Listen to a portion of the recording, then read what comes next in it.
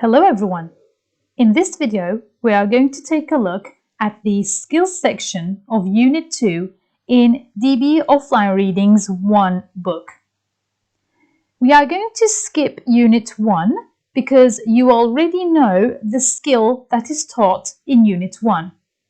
But quickly, let's take a look at that first.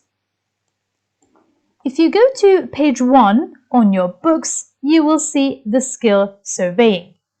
What does it mean?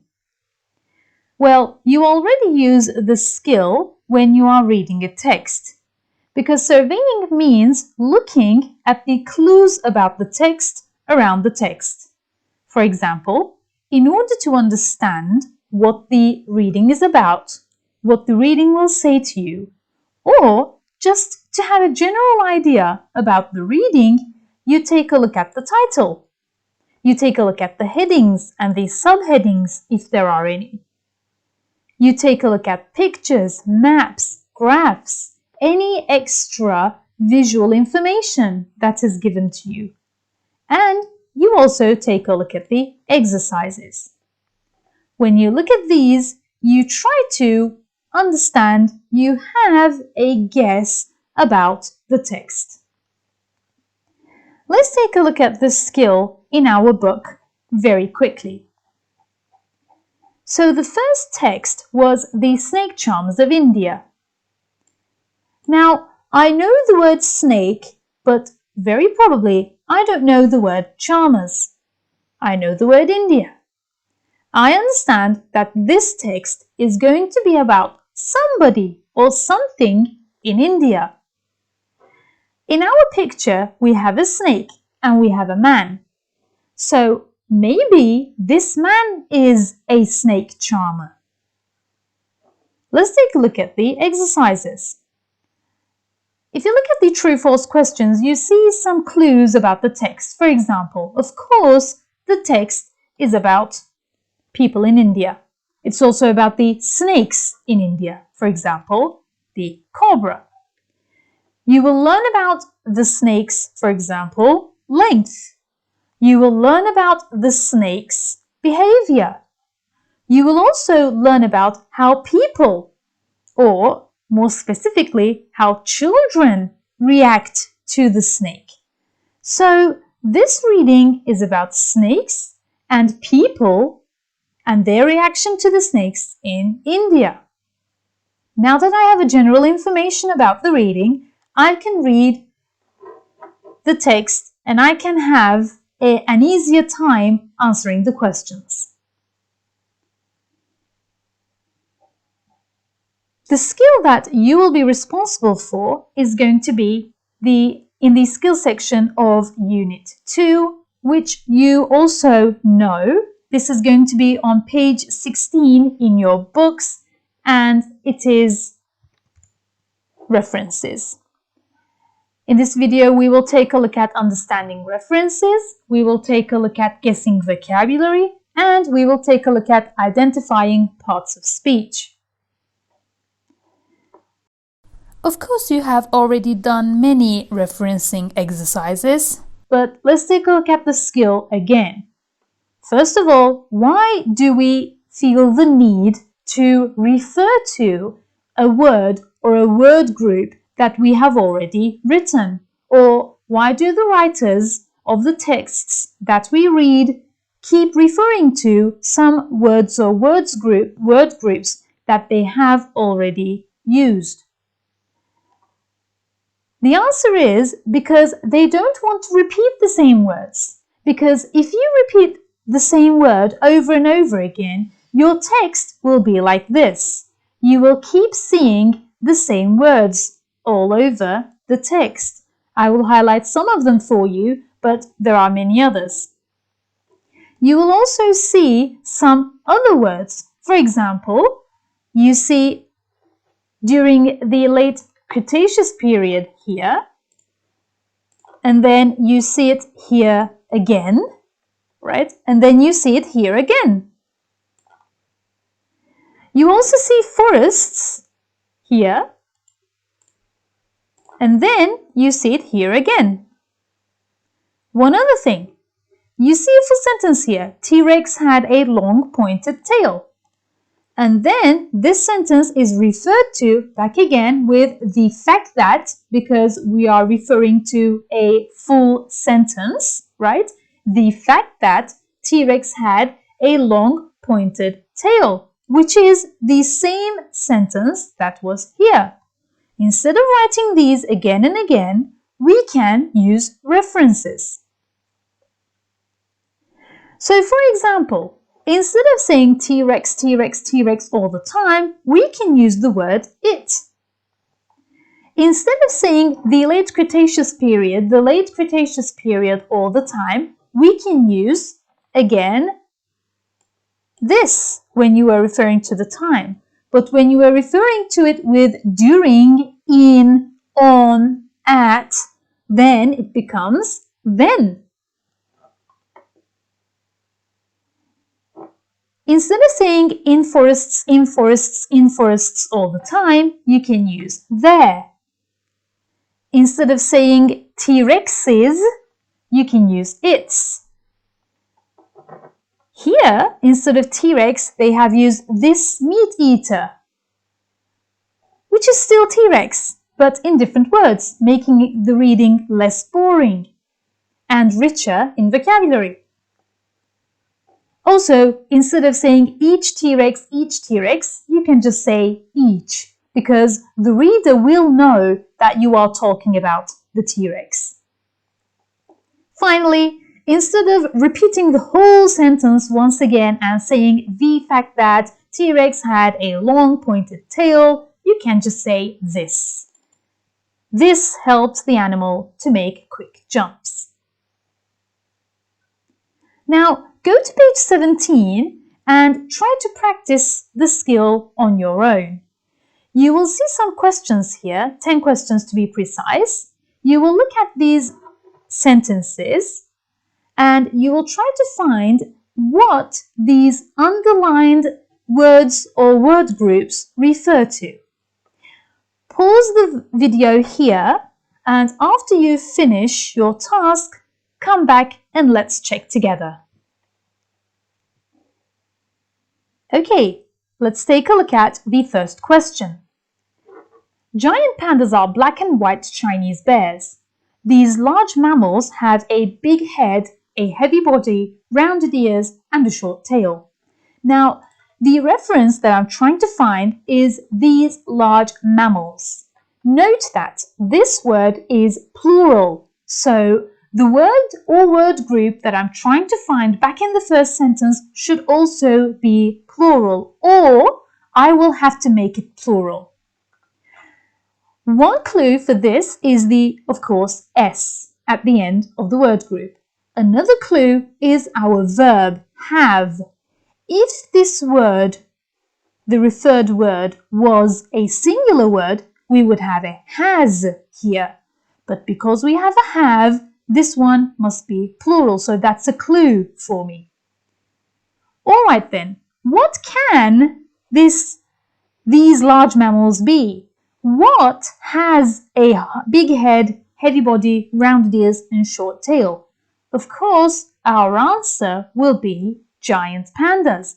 Because if you put giant pandas all the way here and say, giant pandas have a big head, a heavy body, rounded ears, and a short tail, you will have a wonderful sentence.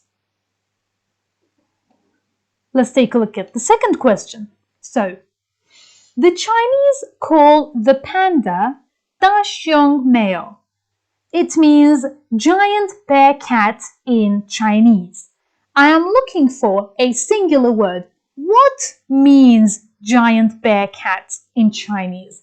Look at all of these words here. The Chinese, the panda, Da Xiong Meo. So, what can be giant bear cat in Chinese? Of course, I'm looking for a group of Chinese words. And the answer will be Da Xiong Meo. Let's take a look at the third question. The panda is a symbol of peace in China. There are roughly 1,000 to 1,500 pandas living there. Okay, this one must be a place, but be very careful. Do you remember in the first question I told you, you need to take giant pandas and put it all the way here, and it should be a correct, beautiful sentence, an accurate sentence grammatically as well. So I have to write giant pandas, the plural word group, so that I can use it with have. Now in here, you are going to write a place name, but it needs to be grammatically full and correct as well. This means when I am writing this place, there are roughly 1,000 to 1,500 pandas living in somewhere, right? So instead of saying only China, because that would be wrong, there are roughly 1,000 to 1,500 pandas living China. We don't say that. We also need to take the in, so that now it becomes a place. Question 4. Pandas eat about 18 kilos of bamboo each day. Although the pandas eat this plant, they cannot digest it very well. Pandas eat this plant, so I am looking for a plant type, but it's not easy for them to digest it. What is this plant? What plant do you see in question 4? Of course, it is bamboo. Can I come and write bamboo here just as it is? Let's see. Although the pandas eat bamboo, they cannot digest it very well. That's okay. So let's write bamboo in the place of this plant. Sentence 5.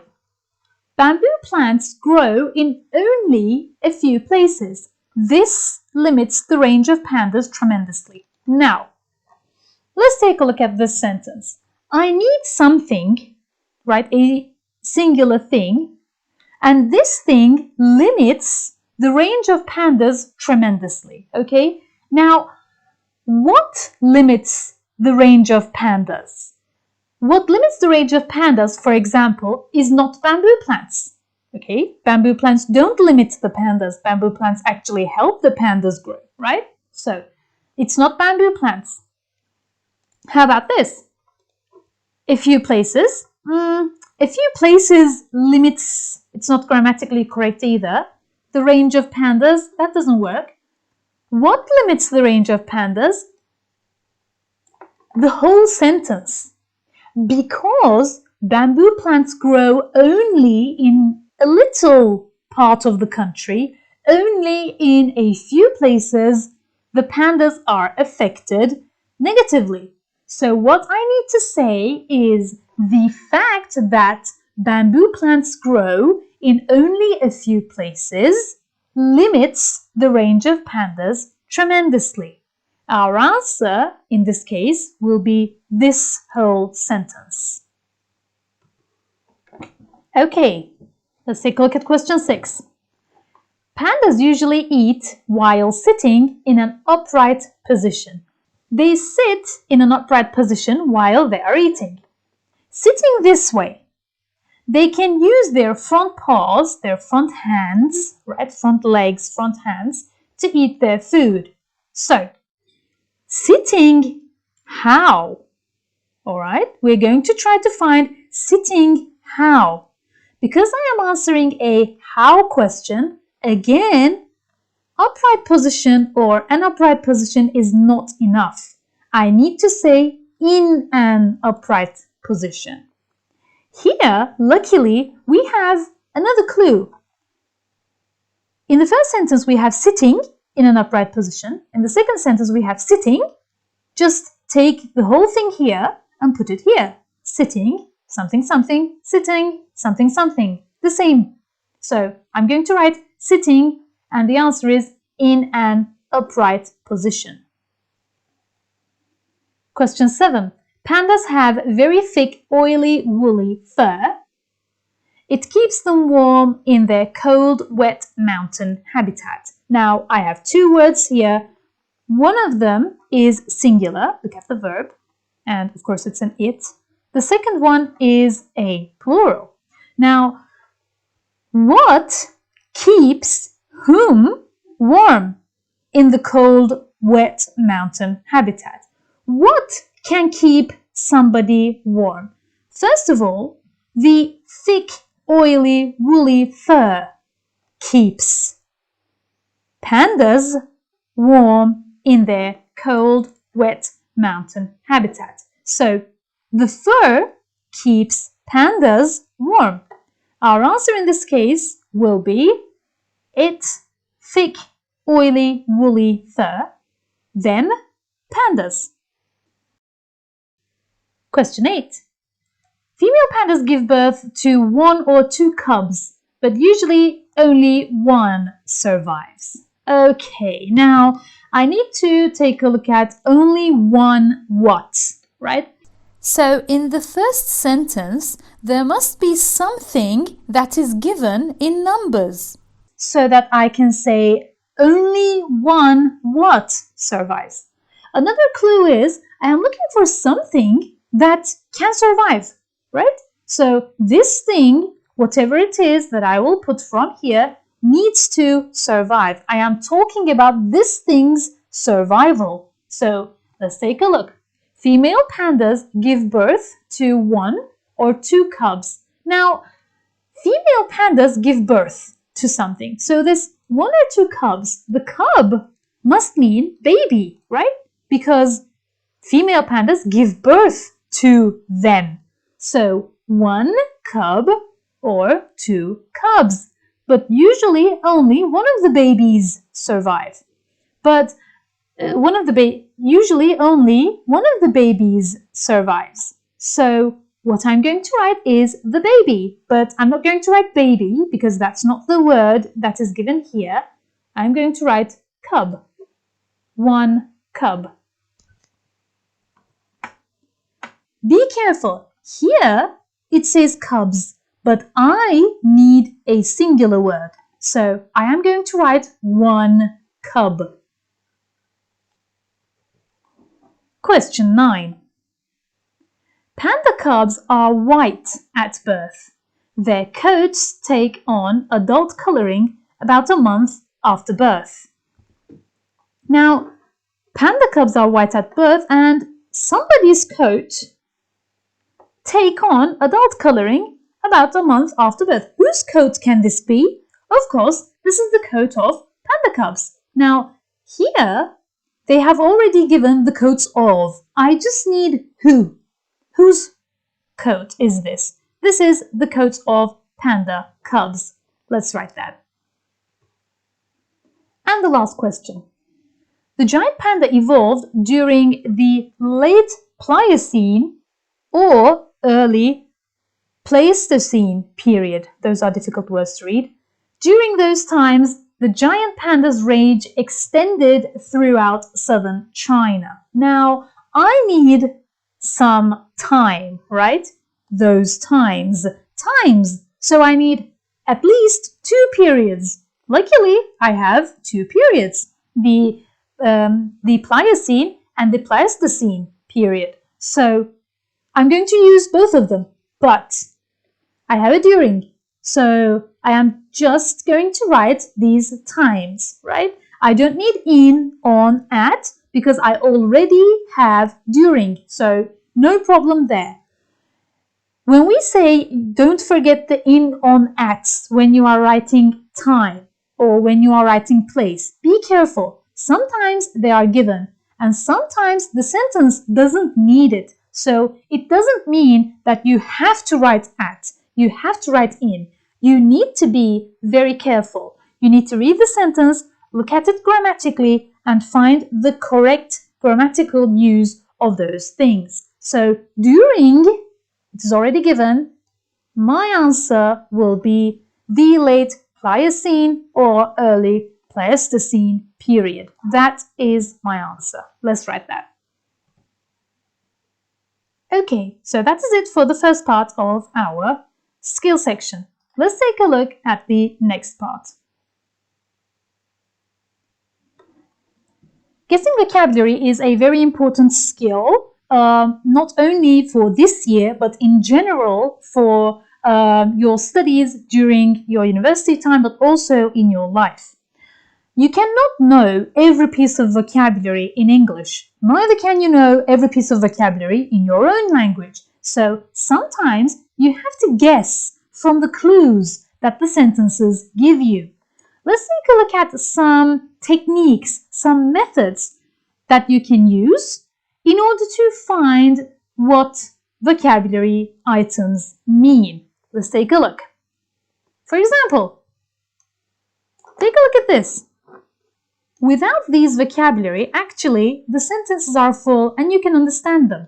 Look, butterflies are beautiful, flying insects with 2 large wings, 6 legs, and 3 body parts. You can understand this sentence even without the vocabulary in the brackets. Now, but it would be better if you knew what they meant. So we're going to try to understand, use the text to guess what our vocabulary means. Same goes for these sentences. You can take a look at them. Without these pink parts, you can actually understand what the sentence means, but it's better if you know the meaning of these words. Well, of course, you can go and use a dictionary, but you can't always do that. During an exam, for example, you cannot use a dictionary, so you need to use some techniques. Sometimes texts help you. For example, they can give the meanings of the words in commas, between 2 commas actually, between brackets or parentheses, and between 2 dashes. Take a look. There are about 28,000 species, and then you have kinds of butterflies all over the world. Species means kinds. The caterpillar molts, and then loses its old skin many times as it grows. Our clue is the brackets. Molt means lose the old skin. You can also make use of and, or, but. You can make use of, in other words, that is, or again, i.e., which means that is. You can make use of, for example, or such as, and like. All of these will help you understand the word that you don't know. And or but, with these you will make logical deductions. You will understand from logic. In other words, that is, i.e., already mean that they are going to give you the explanation of that word. And for example, such as like means they will give you examples, so it will be easier for you to understand. So let's take a look. When butterflies age or get old, the color of their wings fades. Look at the or get old here. Now, this doesn't mean that there is an alternative here, okay? This means that because it is between 2 commas and you have or get old, getting old and age mean the same thing, okay? So, because it is between 2 commas, that's important. Because it is between 2 commas and there is an or, this or means I am giving you the same meaning of this word, which is age, and it means get old. How about the next one? The color of their wings fades. What does fade mean? In other words, the wings lose their color and become pale. The color is already here. So fade must mean lose it, right? Become pale. Fade means to lose color and become pale. Let's take a look at IE. The largest butterfly in the world lives in New Guinea and its wingspan, and then there's the explanation here. That is, the distance between the 2 ends of the wings is 30 centimeters. So wingspan means the distance between the 2 ends of the wings. Some butterflies, such as the coppers and small blues, live for only a few days. Take a look at this. There is coppers and small blues. Maybe you don't know the meaning, but it says some butterflies, such as coppers and small blues. This means that these are types of butterflies. They are examples of butterflies that live only for a few days. The grammar can help you too. Of course, if you have is, X is Y, A is B. Or again, X is called Y, A is called B. That means I am talking about the same things. Most butterflies live on nectar. Nectar is the sweet liquid in plant flowers. Of course, this word means this explanation over here. Nectar is the sweet liquid in plant flowers. Take a look at this. Butterflies undergo a complete change during their life. This change is called metamorphosis. Now, this word is the same as the change. What is this change? A complete change during their life. You can add that, or you may not want to add that. So, metamorphosis means a complete change. Sometimes you can also understand the meaning of a word from the whole context. That means the reading or the paragraph in general will give you the meaning of the word. Let's look at that. Many butterflies migrate. Now this is a verb, okay? They migrate to warm areas because they cannot live in adverse environmental conditions such as cold weather. Most butterflies travel only short distances, but a few migrate thousands of miles to find better conditions to live. Now let's take a look at this. Now, many butterflies do something to warm areas. This must be about moving, right? About traveling, because they do migrate, they do this to warm areas. Why do they do it to warm areas? Because they cannot live in adverse environmental conditions. Now, adverse must be a negative word because they cannot live in those conditions. And then there is an example such as cold weather. So adverse actually means bad, right? Negative, bad. It is the opposite of good weather. So it's cold weather. An example is cold weather.